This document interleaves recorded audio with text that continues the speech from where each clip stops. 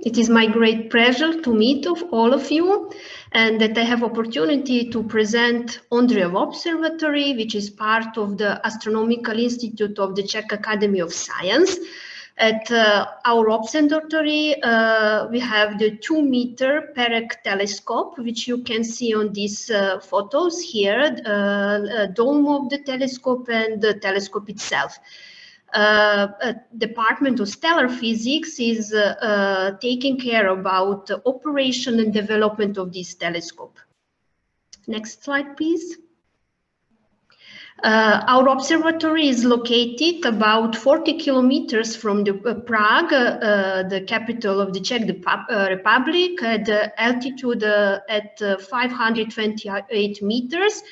Even if we are so close to the capital of the Czech Republic, we are still able to perform observation of very good quality, since our institute has regulation and directions to decrease the light pollution in the region of municipality Ondřejov.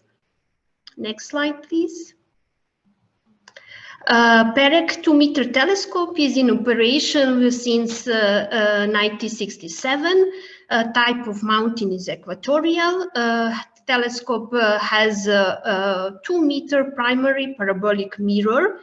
Original optical setting of the telescope was primary Cassegrain Q-de Foci, but since 2019 we changed that optical system and we replaced it with optical fiber from primary to the Q-de.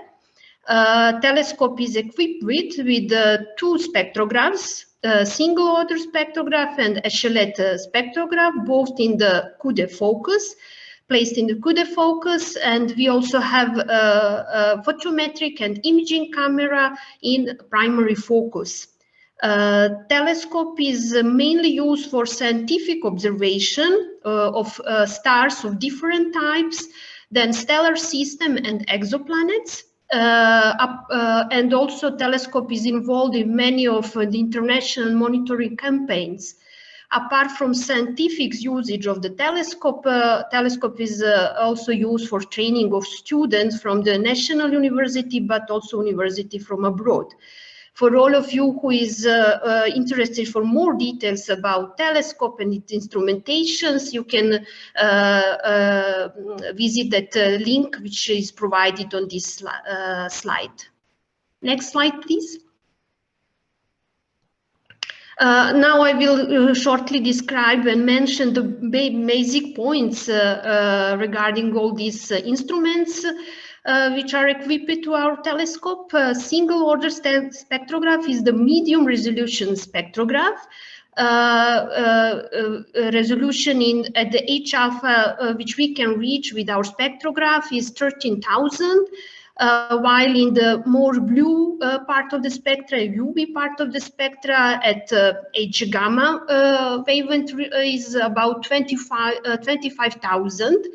Wavelength coverage of the single order test spectrograph is from 4,000 up to almost 9,000 angstrom. We can observe in 2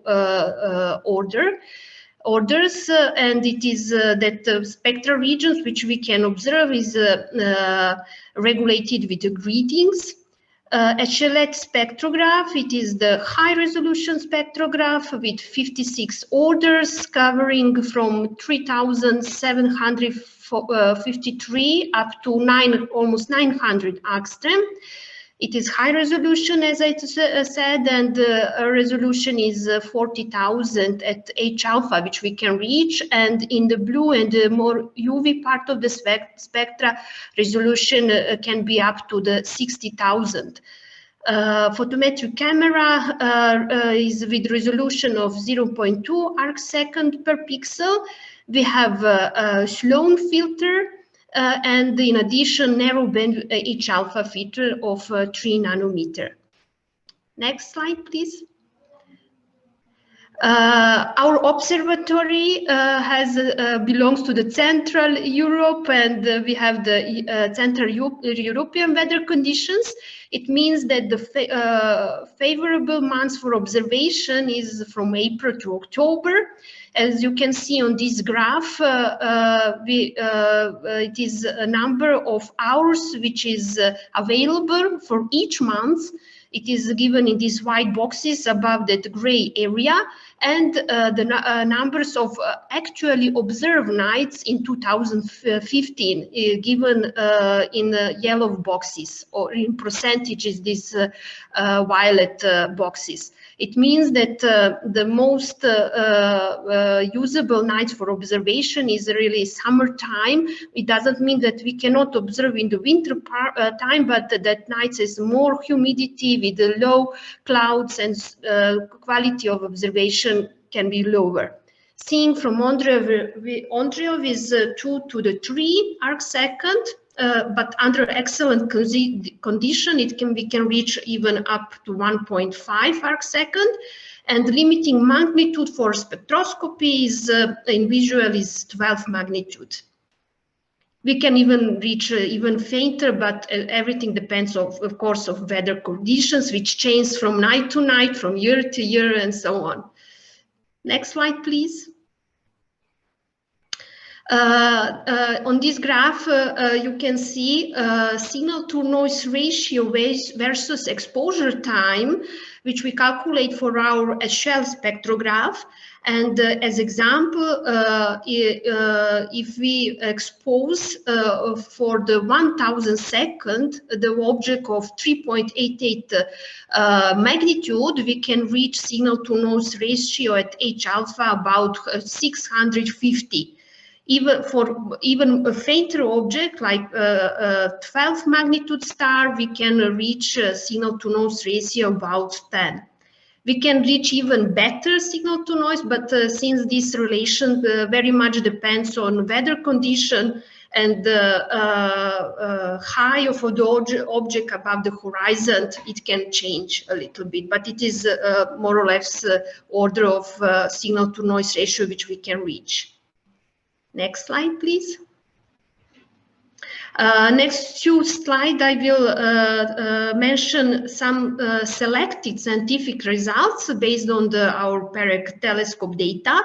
One of them is discovery of the new hydrogen-rich subdwarf stars, which is very faint object, 11.7 magnitude, and our single-order spectrograph were used for the radial velocity measurements and binary parameter determination. Another example of the usage of the single-order spectrograph is the study of eclipsing binaries with the Delta Scuti star, HL DRA, as a primary. And in this study, Kahram et al., they analyzed the abundances. They determined actually abundances of this star using single-order spectra in the more blue and UV part of the spectra, where they reach the resolution of 24,000. It is actually a study of low-mass star. Next slide, please. But our single-order spectra also have been used for studying very massive hot stars, and one of the example is the blue supergiant 55 Cygni star, which also was use data from our single-order spectrograph, and authors determined the stellar and wind parameters, and they also studied variability in order to understand interplay between pulsation and mass loss. Next slide, please. Yeah, and with our OS, this Ondřejov shell spectrograph, currently we use this spectrograph mainly for the radial velocity measurements of exoplanet to analyze the accuracy of radial velocity measurements. Kubatova al. They studied the stability of the radial velocity measurements on the 5 magnitude G-type stars, and they found that root mean square of radial velocity measurements for one night, which we can reach with our spectrograph, is about 80 meters per second, or 20 to 30 hundredths meter per second in longer term, let's say in a few months. And one very nice discovery, which was based on our HL spectrograph, is the discovery of the first known brown dwarf AM star binary from the TESS mission. And radial velocity were measured. And on this right graph, you can see blue points on the graph actually represent the Andreev HL data, but all others are data from other telescopes. It can be, you can see that actually our data very nicely fit with all other data from different observatories. Next slide, please. Last point which I want to mention for all potential users and proposers, that at our observatory we have call open every month. We also review that application every month. Of course, in the frame of the ChETEC-INFRA, would be for us more useful if the proposals come early in advance, but as Konrad, we learn from Konrad, it will be actually 4 times per year that it is well in advance, that we can plan our observation. We can provide observation in full service mode, and we can offer minimum 10 clear nights per year. Next slide, please. For all further information, you can contact any of us from this mentioned in this slide, myself, and even better, our TI manager, Marek Skarka, or Deputy Tina Limec, and all further information about telescoping instruments, you can check the link below these contacts. Next slide, please. Yeah, I'm already at the end. Thank you for your attention, and feel free to ask questions. And I encourage all the participants to apply for observing time